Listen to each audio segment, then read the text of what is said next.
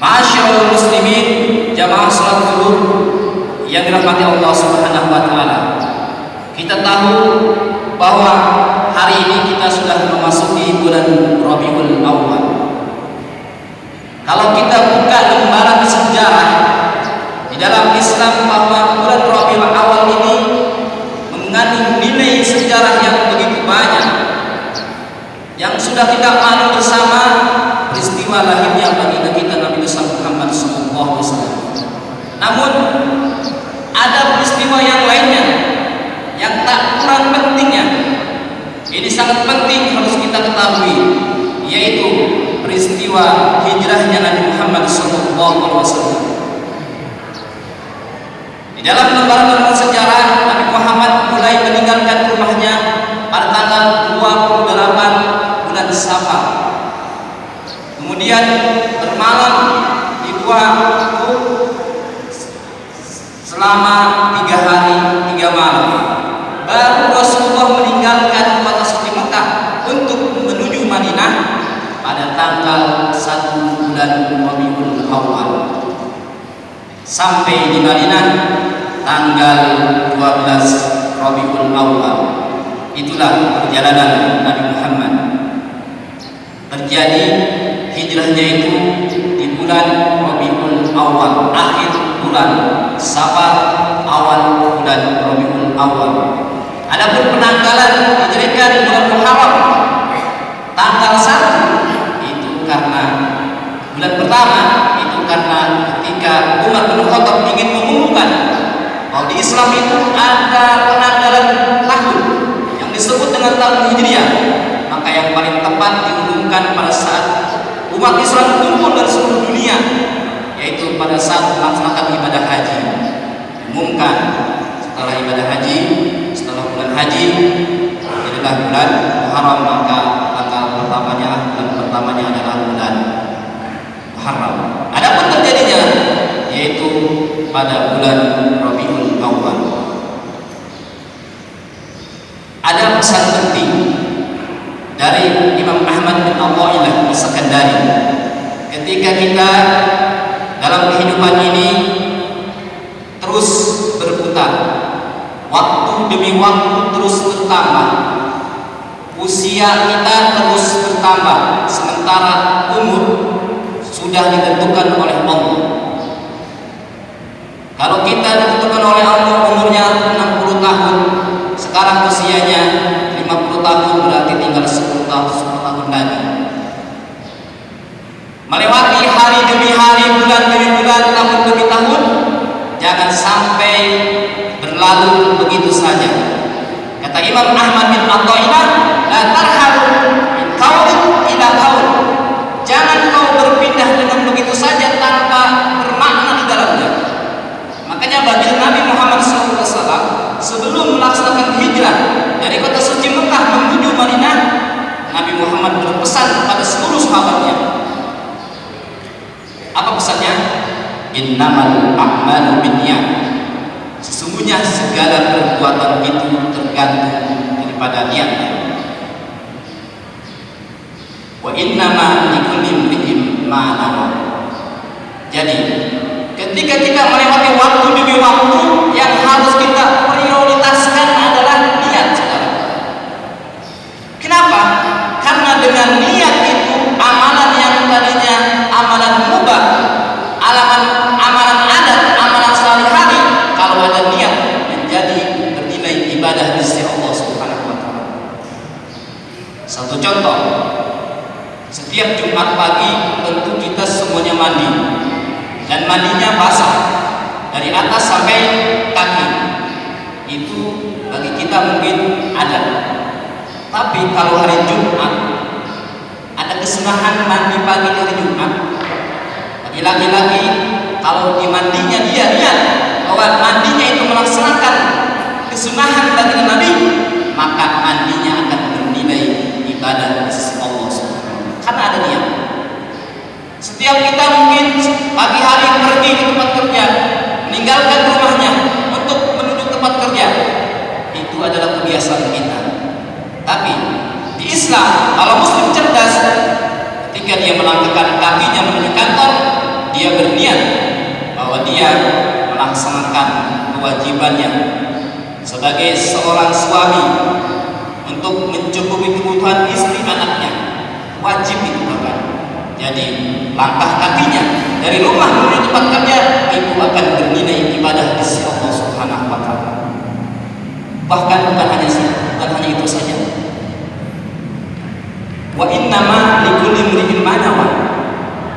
Ada perbuatan satu, tapi karena niatnya banyak, maka pahalanya akan beraneka ragam pula. Wa innama likulli imri'in ma nawa. Contoh, sekarang ini kita semuanya duduk di masjid ini.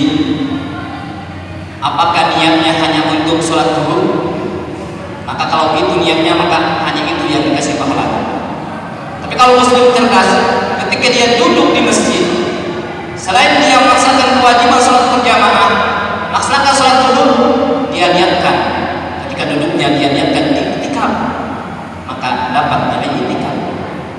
Selain i'tikaf, dia menuntut ilmu, mengeluarkan dari kebodohannya menuju penuh dengan cahaya keilmuan, maka di situ ada pahala menuntut ilmu. Selain itu, kita bertemu nih, yang ada di Kreol ketemu dengan yang ada di Maharta, ketemu dengan yang ada di Joglo, dengan yang ada di Meruya, ketemu gitu. Maka di situ ada niat, namanya niat silaturahim. Wa innama likulli imri'in ma nawa. Segala sesuatu tergantung kepada niatnya. Jadi yang pertama, untuk merubah dari keadaan yang biasa menuju ibadah harus ada niat. Dan ternyata kalau niatnya aneka ragam dari satu amalan, itu pahalanya juga akan beraneka ragam. Kalau demikian, berarti hari-hari kita, waktu kita ini jangan sia-siakan kecuali bernilai ibadah di sisi Allah Subhanahu wa taala. Caranya dengan niat. Itu yang pertama, pesan Al-Imam Ahmad bin Athaillah As-Sakandari. Yang kedua, walakin irham minal aqwan minal muqabbil. Akan tetapi hendaklah engkau berhijrah dari aneka macam alam semesta ini menuju sang pencipta alam. Ini apa artinya, saudara? Di sini apa saja yang kita lihat itu kalau kita renungi itu bisa mendekatkan diri kita kepada Allah Subhanahu wa taala. Kita harus membaca, harus banyak membaca. Dengan membaca itu akan mendekatkan diri kita kepada Allah Subhanahu wa taala. Tapi baca di sini bukan hanya sekedar baca ayat Al-Qur'aniyah, tapi juga ayat Al-Kauniyah. Kalau kita perhatikan nih, ayat yang pertama kali turun kepada Nabi Muhammad itu kan perintah untuk membaca, Iqra, perintah untuk membaca. Kalau kita renungi itu, kan Quran belum ada, baru 5 ayat, tapi perintah membaca sudah ada. Berarti di situ bukan hanya sekedar membaca ayat Quraniyah, karena kalau hanya sekedar membaca ayat Quraniyah, Qurannya belum ada. Tapi yang terpenting di situ membaca ayat-ayat kauniyah. Iqra. Dengan Iqra, para dosen bisa naik jabatan. Dia meneliti, bahkan sekarang itu kalau ada orang dosen mau naik dia sebagai profesor, harus ada jurnal yang dia teliti, terindeks fokus, baru dia bisa jadi profesor. Hasil membaca. Minal aqwan minal muqawwin. Dari alam semesta menuju sang pencipta alam. Ini banyak. Wa fi anfusikum afala tanzurun. Dalam jiwa diri kamu tidak kau melihat. Kalau kau lihat diri kamu sendiri saja, itu dapat mendekatkan diri kepada Allah Subhanahu wa taala. Sebagai contoh, kita di badan kita ini ada banyak rambut. Ada rambut kepala, ada jenggot, ada kumis, ada alis. Coba kita renungi. Rambut kepala 3 bulan sekali kita potong. Begitu juga jenggot yang dipotong, ternyata makin banyak dipotong, makin terus bertambah. Makin dipotong, makin dikeluarkan, makin terus bertambah. Ini apa artinya, saudara? Kalau kita suka membeli, berarti jangan ragu-ragu. Apa yang kita keluarkan akan Allah ganti. Beda dengan kalau kita pelajari alis. Alis itu tak pernah kita cukur, tak pernah kita potong, tapi segitu-gitu aja. Ini berarti kalau orang pelit maka rezekinya segitu-gitu aja. Tapi kalau orang dermawan, yakin, sungguh yakin, apa yang dia keluarkan bahkan Allah ganti. Bahkan gantinya bukan tanggung-tanggung. La azidannakum. Di situ ada lam taukid. La azidannakum, di situ ada nun taukid. La azidannakum, di situ ada tasydid taqidatun taukid. Artinya harta yang kau keluarkan yakini tak akan pernah berkurang.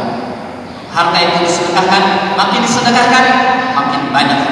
Kita lihat orang-orang yang berbisnis di bidang properti, baik itu yang muslim maupun non muslim, mereka sukses. Rasanya jadi apa? Ketika mereka ingin menjual rumah, mereka bangun dulu jalan. Silahkan kau lewat di jalan itu gratis tanpa harus bayar. Bangun jalan, makin lebar jalannya, maka makin banyak lakunya rumahnya. Ditaruh dari sektor 1 sampai sektor 9, jalannya gratis. Dan dengan makin lebar jalan, ternyata dia makin laku itu jualannya. Sama orang mancing juga, orang mancing. Kalau kau pengen ikan banyak, jangan pelit-pelit masih 4. Makin banyak dia masih 4, maka ikan akan terus dia nyantol pancingnya itu. Apa yang kita keluarkan akan terus Allah tambah. Ini artinya dari alam semesta yang ada sekitar kita, baik badan kita ataupun yang lainnya, kita renungi, kita baca alam itu bisa mendekatkan diri kita menuju Sang Pencipta. Di sini adalah berarti kita hijrah dari kebakhilan, kita bakhil menuju dermawan. Hijrah. Yakini, saya yakini, kalau orang itu dermawan sudah pasti orang kaya. Tapi belum tentu orang kaya itu dermawan. Makanya pesan penting bagi kita dalam menjalani kehidupan ini, yang makin hari makin bertambah usia kita. Ibarat kata, kita contohkan, ini adalah lahir kita, kemudian ini adalah mati kita yang sudah ditentukan oleh Allah. Dari lahir sebetulnya kita terus marani kematian, terus jalan di sini.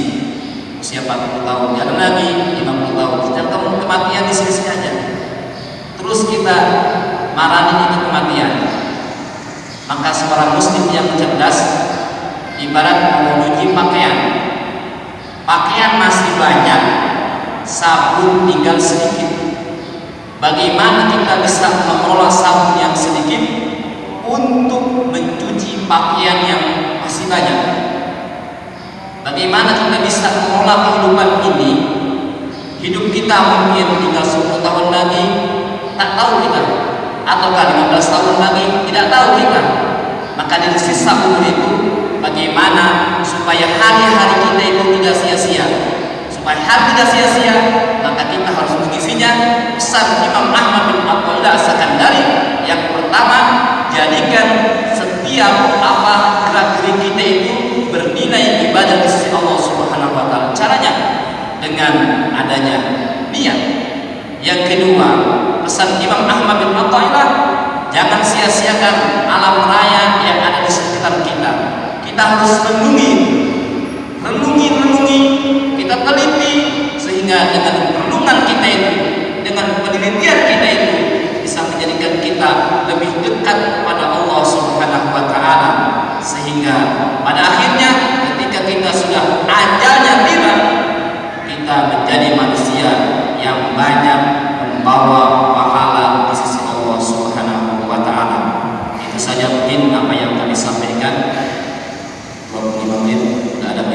mudin. Terima kasih atas segala kekurangannya, mohon maaf atas segala kehilafannya. Assalamualaikum warahmatullahi wabarakatuh.